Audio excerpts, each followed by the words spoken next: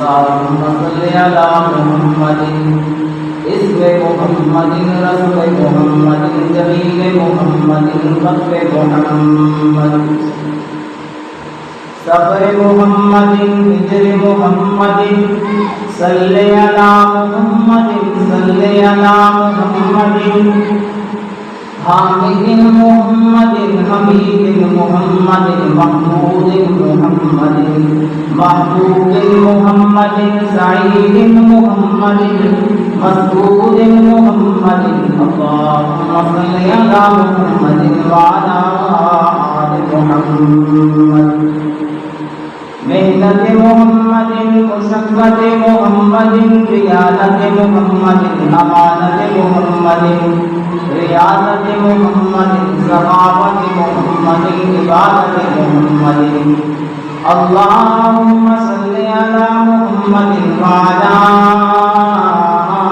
آل محمد رفیق محمد رفیق محمد ابی بکر صدیق محمد اللهم صل على محمد وعلى آل محمد خطاب محمد نظام محمد مبارک الخطاب محمد اللهم صل على محمد وعلى آل محمد لسان محمد عنوان محمد بیان محمد عثمان بن عفان محمد اللهم صل على محمد وعلى آل محمد ابی محمد تقی محمد ولی محمد علی محمد اللهم صل على محمد وعلى آل محمد كما صليت على إبراهيم وعلى آل إبراهيم إنك حميد مجيد اللهم بارك على محمد وعلى آل محمد كما باركت على إبراهيم وعلى آل إبراهيم إنك حميد مجيد ذرني ومن خلقت وحيدا وجعلت له مالا ممدودا وبنين شهودا ومهدت له تمهيدا ثم يطمع أن أزيد كلا إنه كان لآياتنا عنيدا سأرهقه سعودا إنه فكر وقدر فقدر كيف قدر صدق الله مولانا العظيم وصدق رسوله النبي الأمي الكريم ونحن على ذلك من الشاهدين والشاكرين والحمد لله رب العالمين رب اشرح لي صدري ويسر لي امري واحلل عقدة من لساني يفقهوا قولي رب زدني علما رب زدني علما رب زدني علما اللهم يا معلم آدم علمني ويا مفهم سليمان فهمني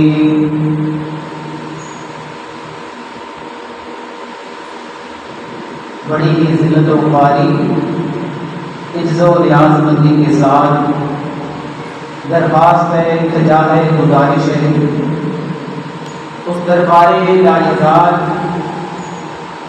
لجپال بے مثال رحمت ذوالجلال ذات اقدس جل جلالہ عز جلالہ اس ناقص العلم و طالب علم نہیج بدان درویش کو جمعہ المبارک کی اس مبارک نشست کے اندر ایسے بول بولنے کی توفیق عنایت فرمائے جو ہماری دونوں جانوں کی کامیابی کامرانی آخرت میں نجات کا سبب بنے.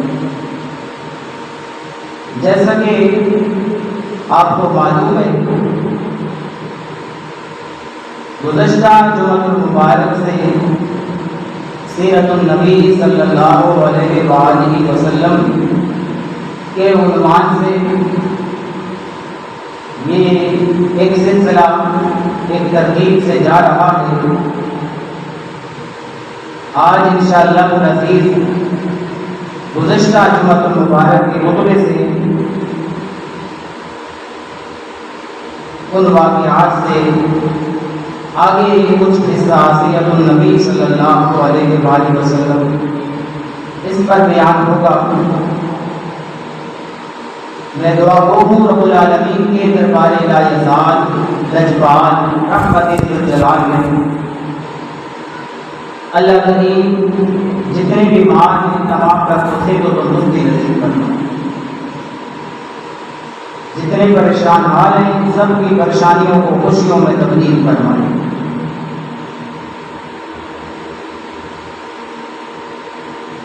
سیرت النبی صلی اللہ علیہ وآلہ وسلم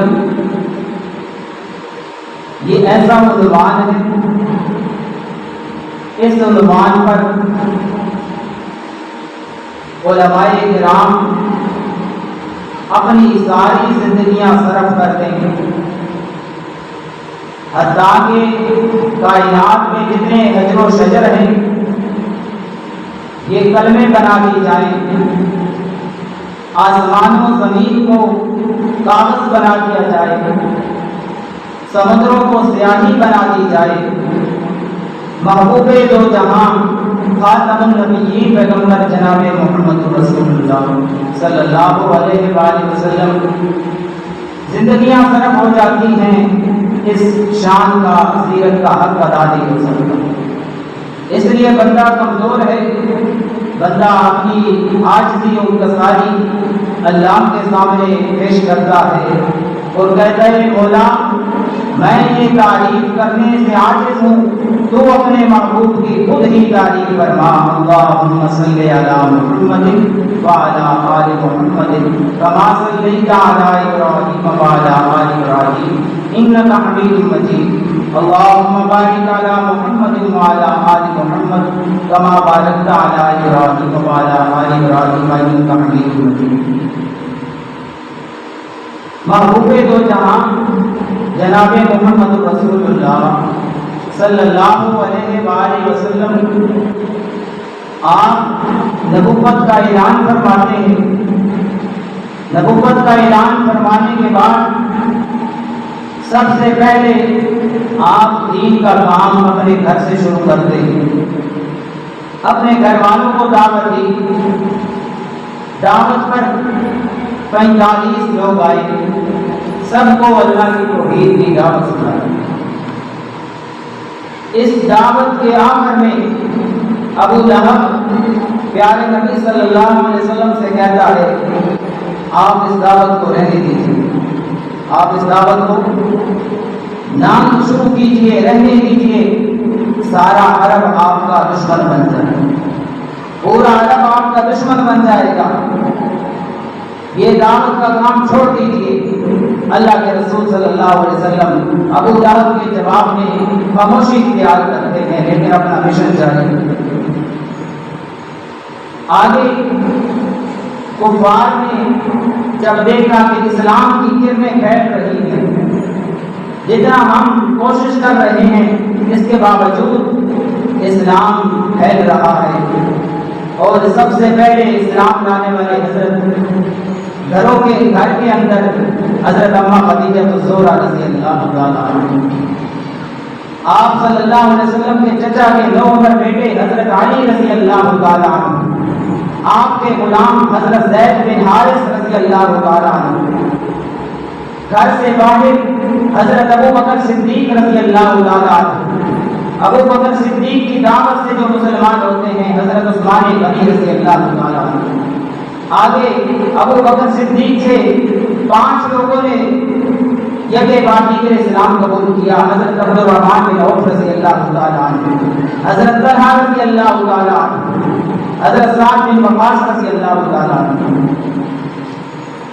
میرا دوست توجہ کر، محبوب دو جہاں جناب محمد رسول اللہ صلی اللہ علیہ وآلہ وسلم اللہ کے محبوب دعوت کا کام شروع کر رہے ہیں۔ ایک ایک آدمی کے پاس جا کر دین کی دعوت دیتے ہیں اور کہتے ہیں میرا دوست، اے میرا محب، اے مجھے چاہنے والے، یہ کلمہ سمجھ کے پڑھ لو، لا الہ الا اللہ تفلحون، آپ کامیاب ہو جاؤ گے۔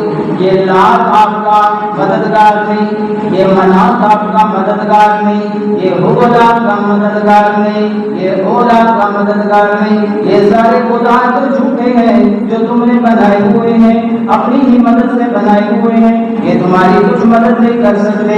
مدد کرنے والی ذات ایک اللہ کی ذات ہے۔ سبحان اللہ۔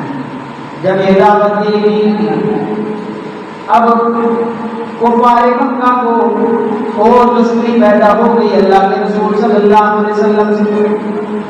ابو جہل، ابو لہب، عقبہ بن ابی معیط، نضر بن حارث، یہ ایسے بدبخت لوگ ہیں، شیبہ بن ربیعہ، عتبہ بن ربیعہ، یہ مکہ کے سردار ایسے بدبخت لوگ ہیں جنہوں نے سب سے زیادہ میرے محبوب صلی اللہ علیہ وسلم کو ذہنی اور جسمانی تکلیفیں دی۔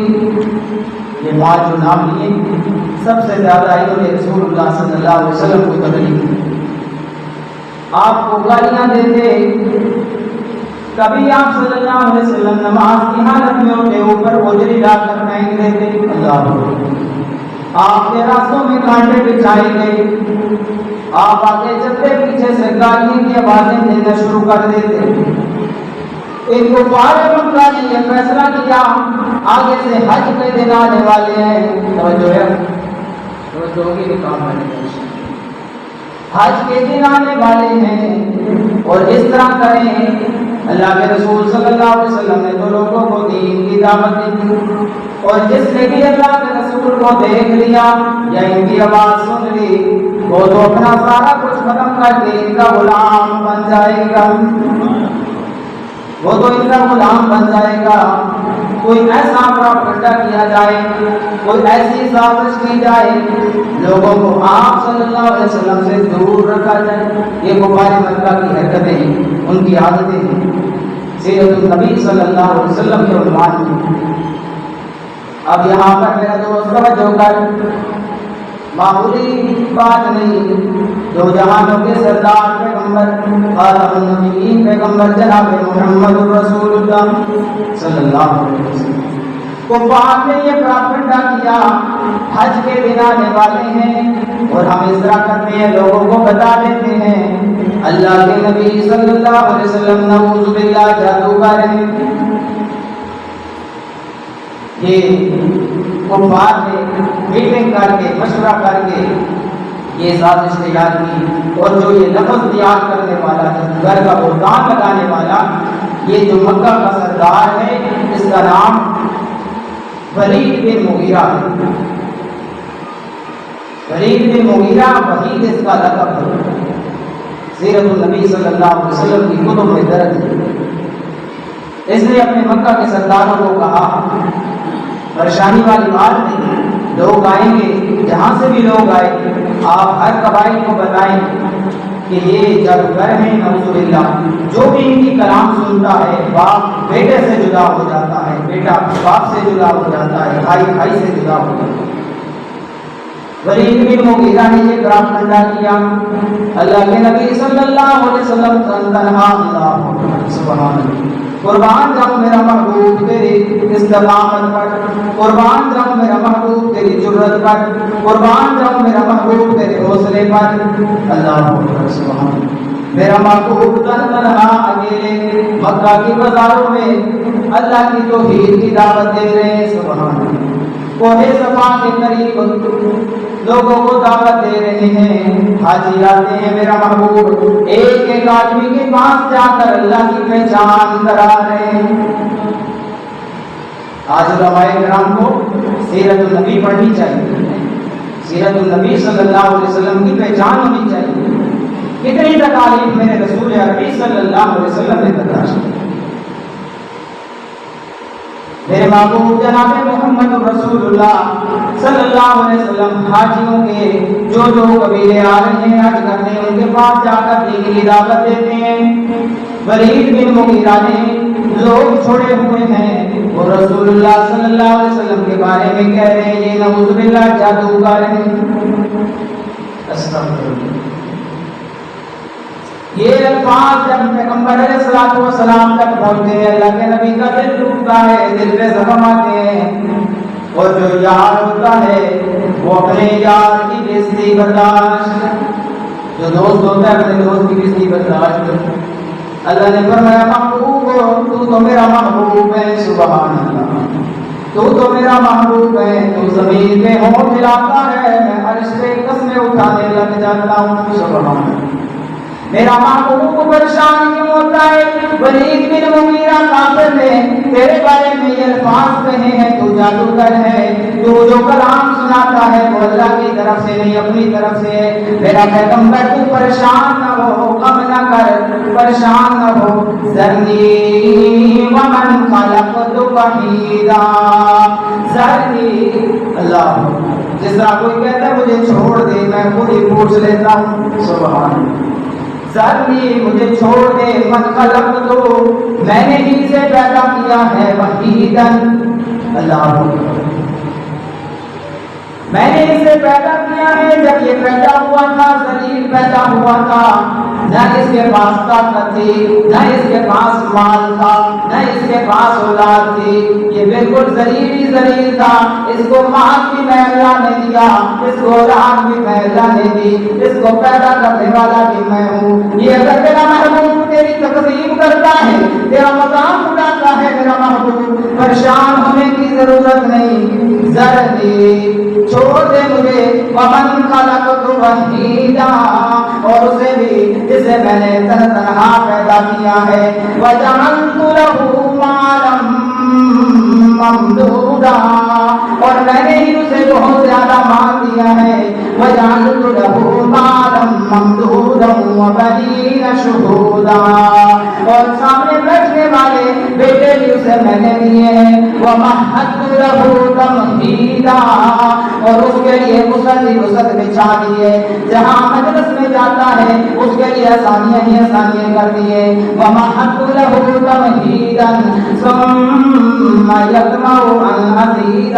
کلا، پھر اور زیادہ میں لالچ کرتا ہے، طمع کرتا ہے اسے اور مال دیا جائے، ہرگز نہیں، انہ کان لآیاتنا عنیدا۔ ابھی وہ طمع کر رہا ہے، لالچ کر رہا ہے، میرے محبوب کا دل دکھا کر، میرے قرآن کا انکار کر کے، میرے رسول عربی صلی اللہ علیہ وسلم کا انکار کر کے، یہ کفر کرنے کے بعد، انکار کرنے کے بعد ابھی بھی وہ یہ طمع کر رہا ہے اسے اور زیادہ مال دے دیا جائے۔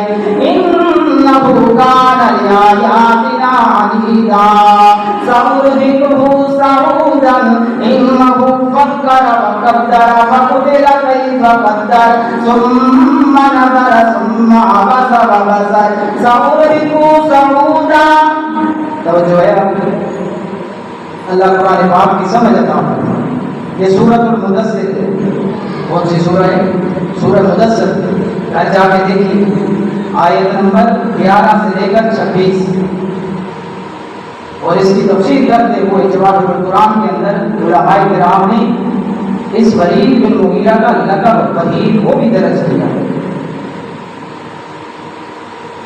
اللہ کریم فرماتے ہیں سأرهقه صعودا، میں اس کو چڑھاؤں گا چڑھائی، چڑھاؤں گا چڑھائی۔ کیا مطلب؟ صعود جہنم کے اندر ایک بہت بلندی والا پہاڑ ہے، صعود آگ کا پہاڑ ہے جہنم کے اندر، بہت ہی اس کی بلندی ہے۔ اللہ کریم فرماتے ہیں میں اس کو چڑھاؤں گا چڑھائی، صعودا، اور جہنمیوں کو مجبور کیا جائے گا اس پہاڑ کے اوپر چڑھنے۔ انہ فکر وقدر، اس نے کس طرح سوچا اور اندازہ کر لیا، خود اس نے اندازہ کر لیا کہ محبوب دو جہاں یہ اللہ کے نبی نہیں، نعوذ باللہ جادوگر ہے، خود ہی اس نے اندازہ کر لیا یہ قرآن اللہ کی طرف سے نہیں، یہ خود بنا کے لیا ہے۔ قال ان ھذا الا قول البشر، کہنے لگا یہ تو کوئی انسان کا کلام ہے، یہ تمام تر اس کے الزامات کا، اس کی تمام تر پراپگنڈے کا اللہ تعالیٰ نے سورۃ المدثر کے اندر جواب دیا ہے۔ میرے محبوب آپ پریشان نہ ہوں، آپ دین کا کام کرتے جائیں، اللہ کی پہچان کراتے جائیں۔ سبحان اللہ۔ رسول اللہ صلی اللہ علیہ وسلم صبح و شام اللہ کی توحید بلند فرما رہے ہیں۔ کوہ صفا ہے پہاڑی، اس کے پاس جا کر اللہ کے رسول صلی اللہ علیہ وسلم دین کی دعوت دے رہے ہیں۔ دین کی دعوت دیتے ہوئے ابو جہل آتا ہے، گالیاں نکالتا ہے، گالیاں نکال کر پتھر اٹھاتا ہے، رسول اللہ صلی اللہ علیہ وسلم کو مارتا ہے۔ آپ صلی اللہ علیہ وسلم کے سر مبارک میں پتھر لگتا ہے، سر سے خون نکلنا شروع ہو جاتا ہے۔ علماء کرام یہ سیرت کا مطالعہ کرنا چاہیے۔ میرے پیغمبر کے سر مبارک پہ پتھر لگتا ہے، خون نکلنا شروع ہو جاتا ہے۔ اللہ کے نبی صلی اللہ علیہ وسلم اس کے باوجود پہلے سے زیادہ اللہ کی توحید سنانے لگ جاتے ہیں۔ سبحان اللہ۔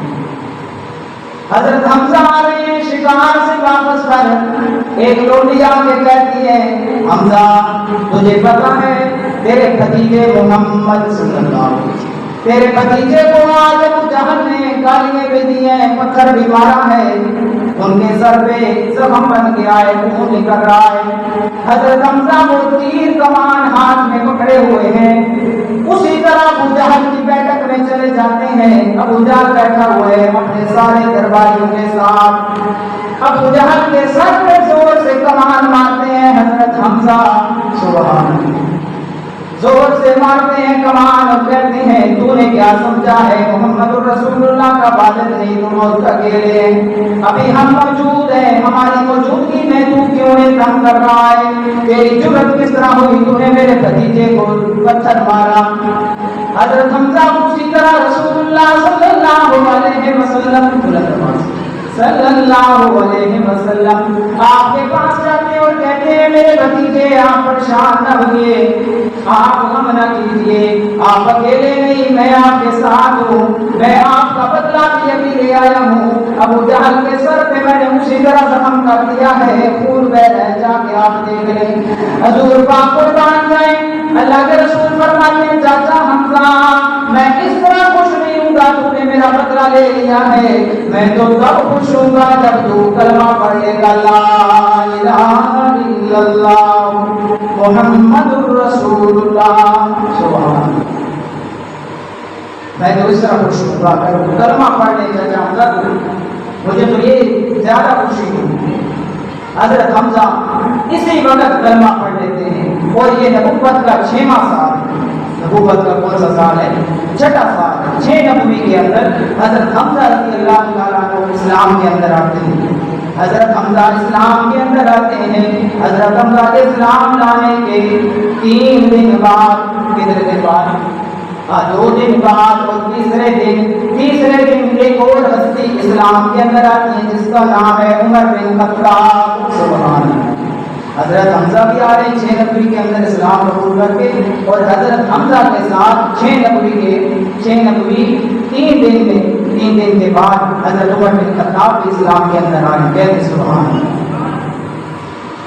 آگے جب صحابہ کرام اور شروع میں غلام اور غریب طبقہ اسلام کے اندر آتا ہے، کفار کے مسائل شروع ہو جاتے ہیں، کفار کی تکلیفیں شروع ہو جاتی ہیں، کفار کے ظلم شروع ہو جاتے ہیں۔ انشاءاللہ سیرت صحابہ کرام رضوان اللہ علیہ مجمعین اس عنوان پر بہت سارے بیان ہوں گے۔ سیرت النبی صلی اللہ علیہ وسلم یہ عنوان جا رہا ہے۔ پہلی ہجرت حبشہ کی طرف ہوئی، پہلی ہجرت کی طرف ہوئی، یاد کر لیں، حبشہ کی طرف ہجرت ہوئی ہے، اور 16 آدمی، کتنے آدمی؟ 16 آدمی نے ہجرت کی۔ سورۃ الزمر ہے، سبحان اللہ۔ اللہ کا قرآن کہتا ہے اللہ کی زمین کشادہ ہے، سبحان اللہ۔ اے مومنوں پریشان نہ ہو، اگر تم دم ہو تمہیں کوئی عبادت نہیں کرنے دیتا، تمہیں کوئی اسلام کے ارکان ادائیگی میں مشکل آ رہی ہے، اللہ کی زمین وسیع ہے، تم ہجرت کر کے چلو، سبحان اللہ۔ اب یہاں پر پہلی ہجرت حبشہ کی طرف ہوئی ہے، یہ 16 مجب 12 مرد 4 عورتیں یہ ہجرت کر کے حبشہ کی طرف گئے تھے، اور ہجرت جب ہوئی یہ سیدنا عثمان غنی رضی اللہ تعالیٰ عنہ کی نگرانی میں اللہ کے رسول صلی اللہ علیہ وسلم کے حکم پر اب گئے ہیں، آگے دریا بحر کلثم ہے، یہ سمجھے حبشہ ہے، یہ سعودی عرب ہے، حبشہ کے درمیان دریا ہے جسے بحر کلثم کہا جاتا ہے، یہ بحر کلثم حبشہ مصر اور اس طرف سعودی عرب ہے۔ اب یہاں سے جو ہی آگے جاتے ہیں جہاز تیار ہے، بحری جہاز ہے، وہ تجارت کے سلسلے میں جا رہا ہے، اللہ کی مدد اس طرح آتی ہے وہ ان تمام مسافروں کو صرف 5 درہم میں بٹھا لیتے ہیں، سبحان اللہ، بہت ہی کم قیمت میں بٹھا لیتے ہیں اور یہ حبشہ پہنچ جاتے ہیں۔ کفار مکہ نے تعاقب کیا، پیچھے آئے، یہ لوگ کدھر چلے گئے؟ اللہ تعالیٰ نے خالی ہاتھ زمین و پار کر کے واپس کیا۔ اب یہ حبشہ پہنچ جاتے ہیں، ادھر پیچھے حرم شریف کے اندر بڑا واقعہ ہوتا ہے، سبحان اللہ، قربان جائیں ابو بکر صدیق تیری استقامت پر، اے علی المرتضیٰ آپ کی استقامت پر۔ پیچھے ابو بکر ہیں، نبی علیہ الصلوۃ والسلام کے جانثار، رسول اللہ صلی اللہ علیہ وسلم حرم شریف کے اندر ہیں اور آپ سورۃ النجم کی تلاوت فرما رہے ہیں، توجہ ہے آپ کی، سورۃ النجم کی تلاوت فرما رہے ہیں، کفار مکہ بھی پیچھے ہیں سب۔ جب اس آیت پر پہنچتے ہیں اللہ کے لیے سجدہ کرو، اللہ کے لیے سجدہ کرو، اس آیت پر پہنچتے ہیں اور پیارے پیغمبر جناب محمد رسول اللہ بلند آواز سے صلی اللہ علیہ وآلہ آپ سجدہ فرماتے ہیں تلاوت کا، سجدہ تلاوت کرتے ہوئے کفار مکہ جب عربی دان تو تھے سمجھتے تھے حکم آیا ہے سجدے کا، کفار مکہ فوراً سجدے میں گر جاتے ہیں، کہتے سبحان اللہ، اسلام قبول نہیں کیا لیکن سجدے کی تعظیم میں جھک جاتے ہیں، سجدہ کرتے ہیں۔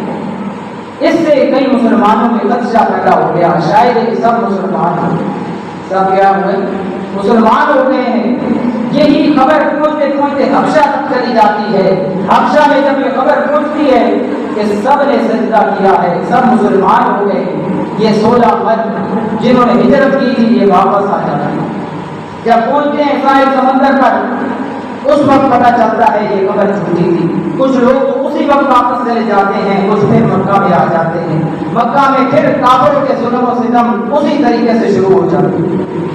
اب رسول عربی جناب محمد رسول اللہ صلی اللہ علیہ وسلم آپ نے دوبارہ اجازت دی، اب دوسری ہجرت بھی حبشہ کی طرف ہوئی۔ کئی مولوی بیان کرتے ہیں پہلی ہجرت حبشہ کی طرف، دوسری مدینے کی طرف، نہیں، دوسری ہجرت بھی حبشہ کی طرف، تیسری جہاد مدینے کی طرف۔ اب دوسری ہجرت ہوتی ہے، اس ہجرت کے اندر 82 مرد ہیں، 18 عورتیں ہیں، کتنے؟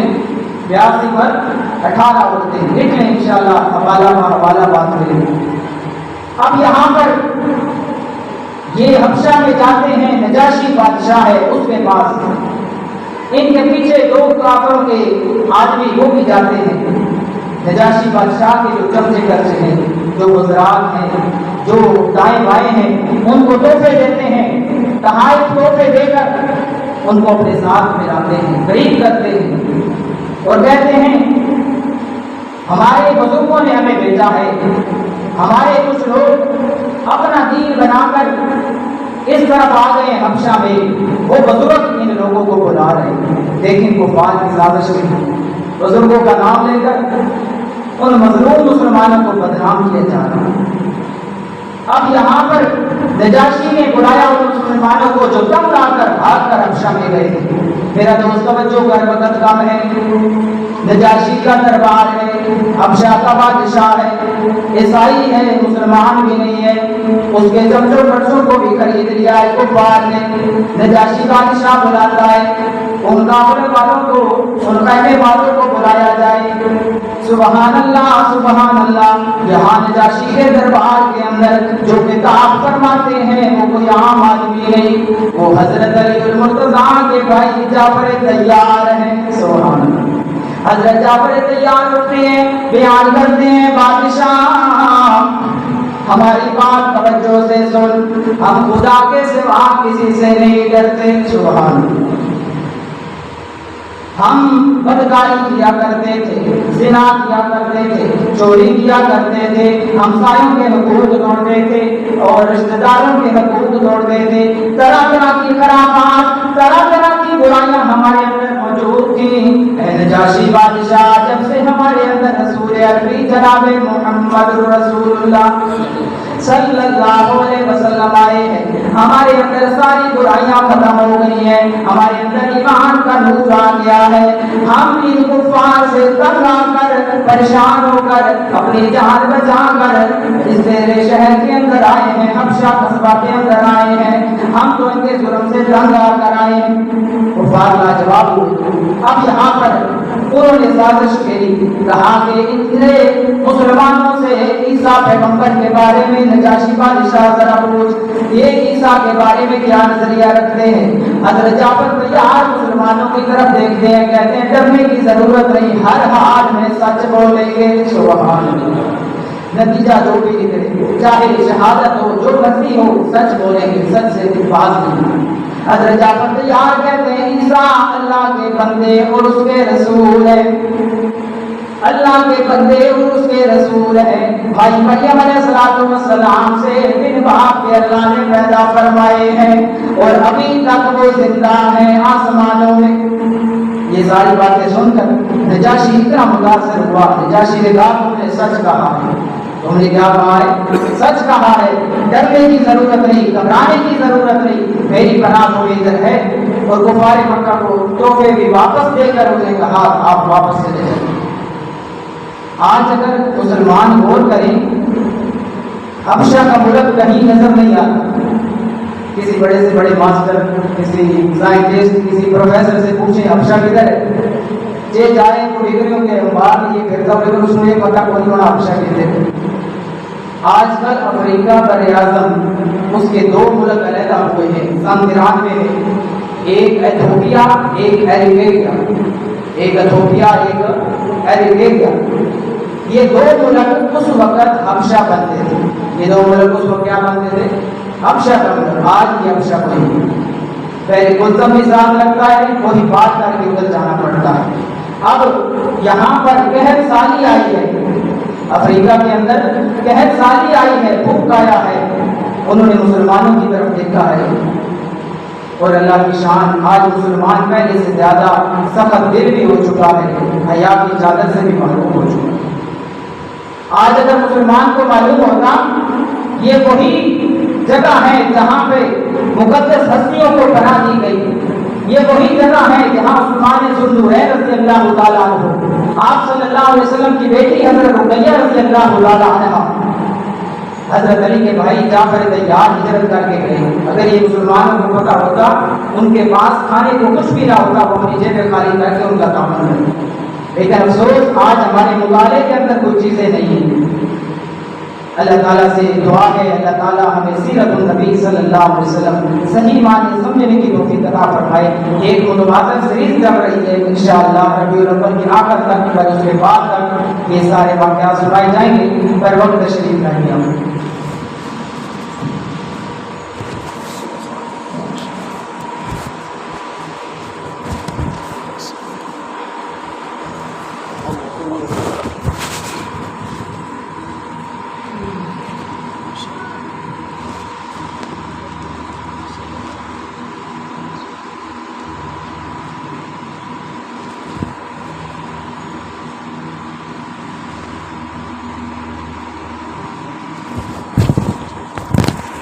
Saya dulu tempat